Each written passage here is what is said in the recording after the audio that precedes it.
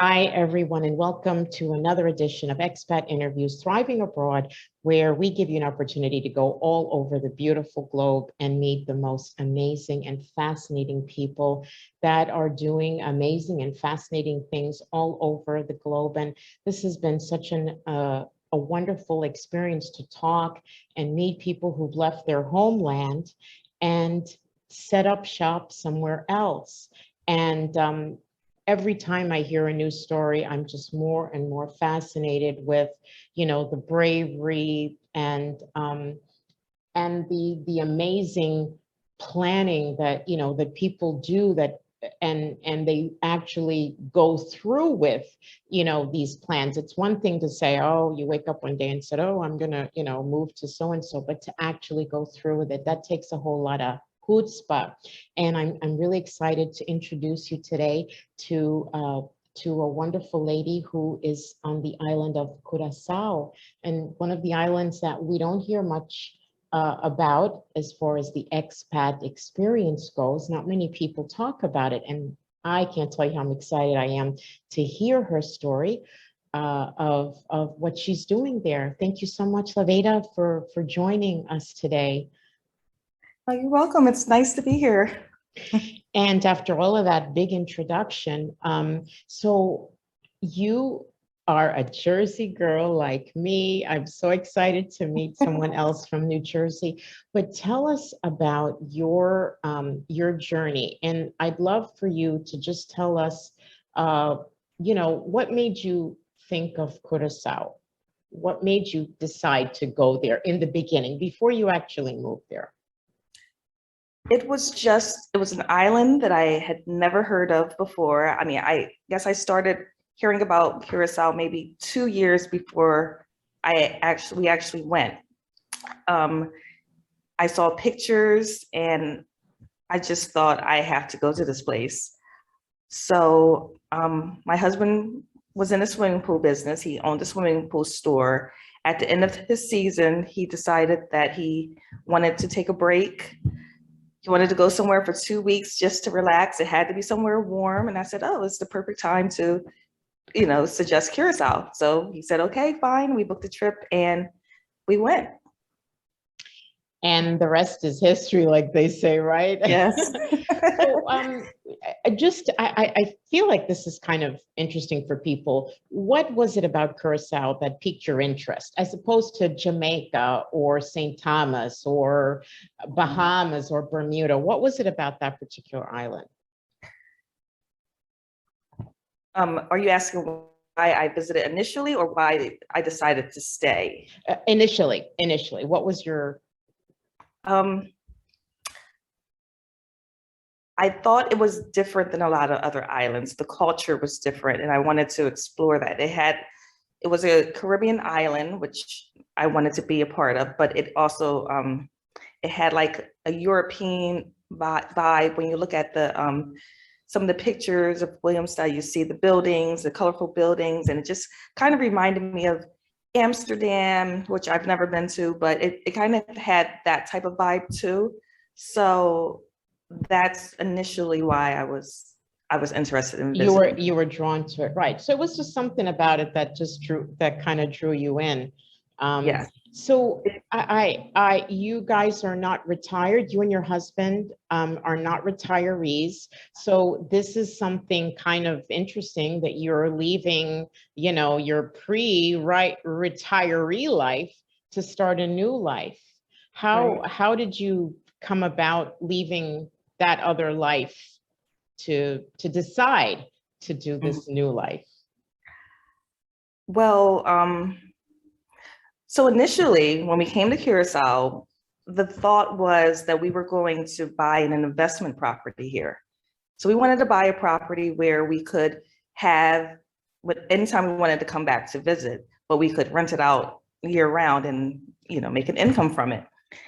And so we went out with a real estate agent and we just started, he took us around the island and he showed us some properties.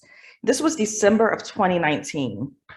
And after a while, within the 2 weeks that we were here, that idea kind of like morphed into, how can we stay here for good?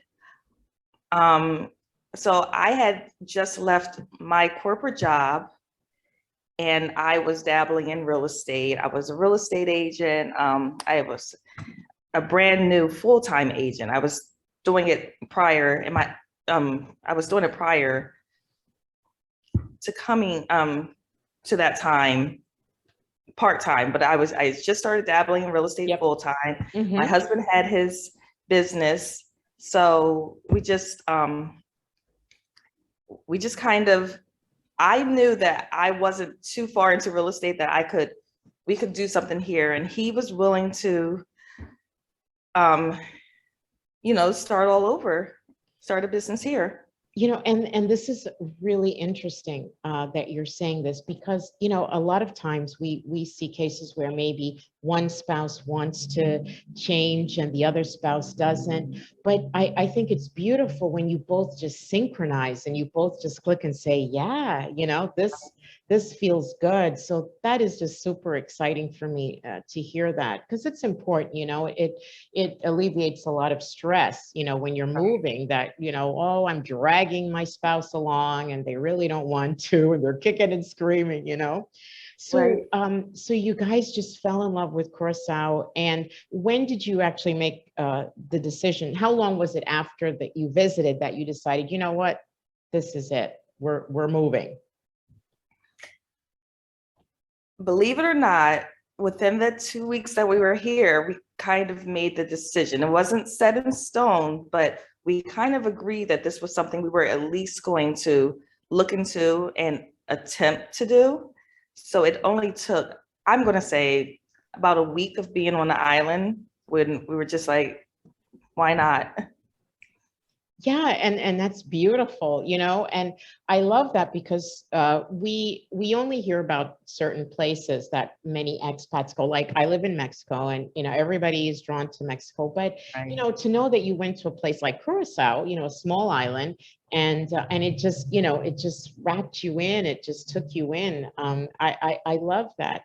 So you actually are a new expat. You guys have only been there a short time. How has it been so far? Is it, does it feel the same now that you're actually there? It does not feel the same. It definitely doesn't feel like vacation. um, I feel like I keep telling people that I feel like I'm in the in-between stage. I know that I'm not on vacation, but I still don't feel settled in yet. So I'm kind of in between. Um, I'm just at the point where I'm just trying to get my life started here. Sure. And one thing that I'm anxious to share with everyone is that you are not only setting up there, you're getting a home, you're starting a business. Tell us a little bit about your business. So the business is what we came up with to actually make a living on the island. So I'm from the South Jersey area, right outside of Philadelphia. What's popular in our area during the summertime is we call it water ice or Italian water ice or Italian ice. And we realized that we didn't find that on the island. So we were at one of the beaches. We went to an ice cream shop and we wanted ice cream. Well, my husband wanted ice cream. I think he just wanted something, but he was just like, yeah, we're having a good time. Sometimes ice cream upsets his stomach. So he was just like, you know what, I'm not gonna have it. And a light bulb just went off. It's like, why don't we open up an Italian water shop here? And we, Italian ice shop here. So we were already kind of brainstorming what could we do. And when that idea hit us, we were just like, that's it.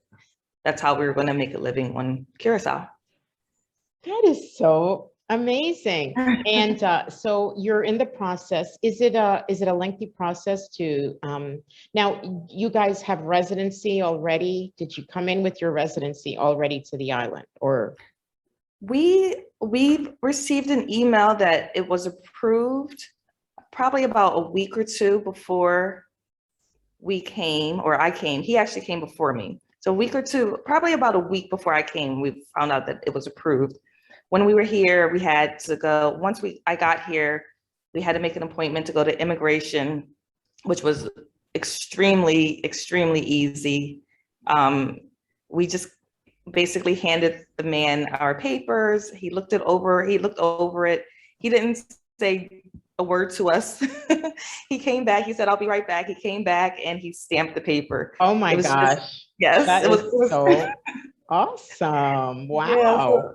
so that was good. And then we had to go and we had to get our they call it a cedula. Cedula.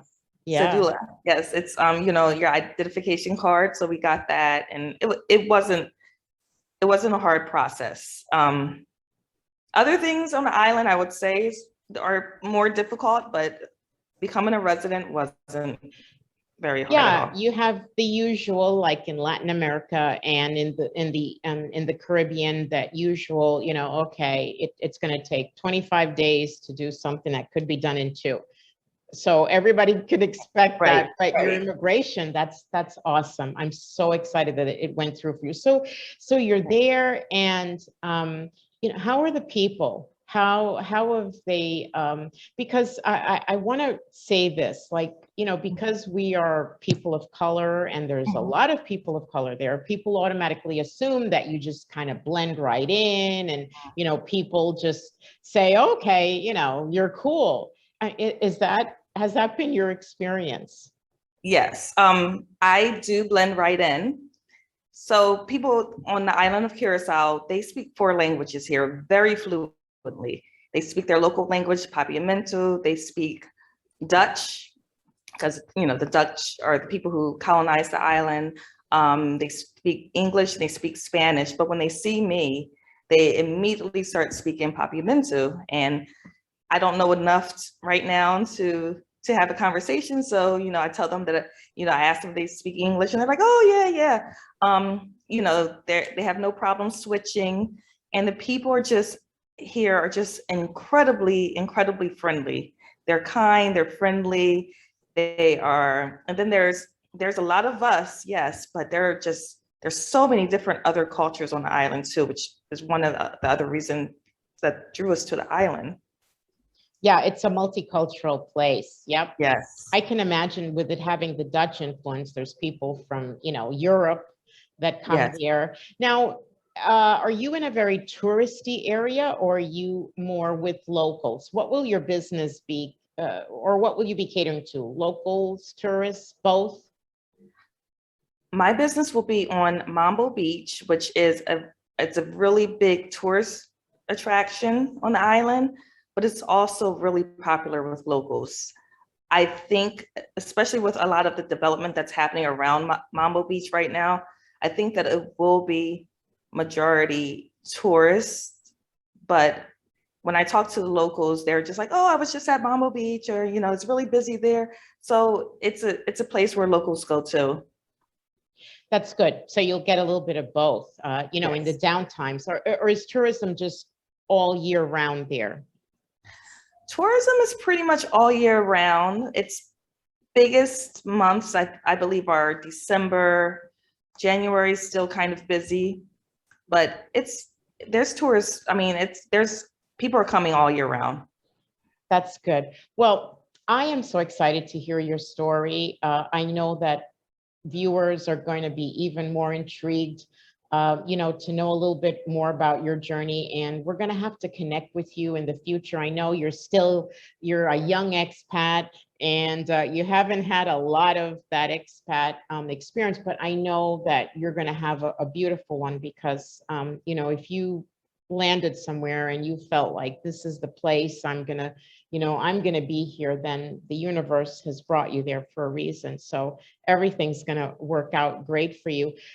So do you have a Facebook page? Do you have anything set up where we can monitor you, or people that may be traveling to the island can connect with you and find your store? How soon do you think you'll be set up in your store? The store should be open sometime in May.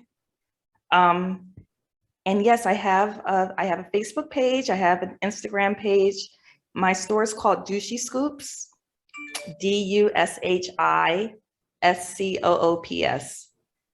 Okay. Dushi is Yeah, douchey is a Douchey? popular word in Papiamento. It means you can call someone douchey. That means that's like saying hi, sweetheart, or something that's tasty could be douchey. You can have a douchey day.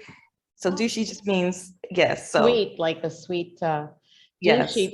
That's catchy. yes. Douchey. We'll put the links below for your store, for your Instagram, and we're gonna follow you. Hopefully, you'll take some really cool pictures of your progress, so we can see a little bit of what it's like for you and your transition. And I wish you nothing but success, you and your husband. I hope you have more blessings than you can handle. And I'm excited for you in this journey and your new life in Curaçao. And we'll be following you. And thank you so much for sharing a little bit of your transition. And lastly, before we go, you have went through the process. It didn't seem to be a very difficult one for you, but do you have some last words of advice or motivation for someone who is sitting on the fence about maybe moving abroad? What would you say to them? I would just say do it. Even if you don't have a plan, just start the process. And everything just kind of fell into place with us. Once we started it and once we got moving, everything just started falling into place. So just do it, just go for it. Just take the first step, right? Right, right. Thank you so much, Lavanda, for sharing your story with us. And we're going to be following you and your new life in Curacao. Thank you so much. Oh, you're welcome. Bye-bye. Bye-bye.